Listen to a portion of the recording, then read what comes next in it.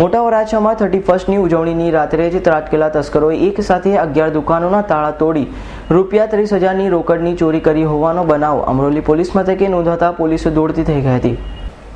Amroli police પાસેથી મળતી માહિતી મુજબ મોટા વરાછા વૃંદાવન સોસાયટીમાં રહેતા પરેશ ધરુક ઘરની નીચે જ ગ્રાઉન્ડ ફ્લોરમાં દુકાન ચલાવે છે અને તેઓની દુકાનને અજાણ્યા ચોરોએ નિશાન બનાવી તાળા તોડી દુકાનમાંથી રોકડા રૂપિયા 15,000ની ચોરી કરી હતી અને ત્યારબાદ આજુબાજુની એમ 11 દુકાનોના તાળા તોડી રોકડ અને મોબાઈલ મળી કુલ રૂપિયા 31,000 જેટલી મત્તાની ચોરી કરી હતી।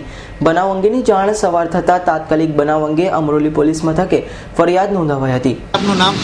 મુકેશ છે મારું નામ। મુકેશભાઈ, કયા વિસ્તારમાં રહો છો ને શું ઘટના બની છે? આટલામાં જાણવા મળ્યું છે કે આટલામાં 20 થી 25 દુકાનોના તાળા તૂટ્યા છે અને ચોરી કરીને વયા ગયા છે। હાલમાં પોલીસ તપાસ ચાલુ છે।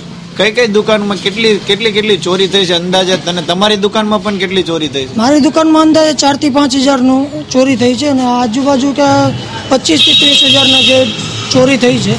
તો પોલીસ વિશે તમે શું કહેવા રહો? પોલીસ ઉપર કંઈક ને કંઈક પોલીસની કામગીરી વિશે કંઈ શંકા લાગે છે? કારણ પેટ્રોલિંગ થતું ન હોય તો જ આવા એક દિવસમાં 20 થી 25 દુકાનના તાળા તૂટે?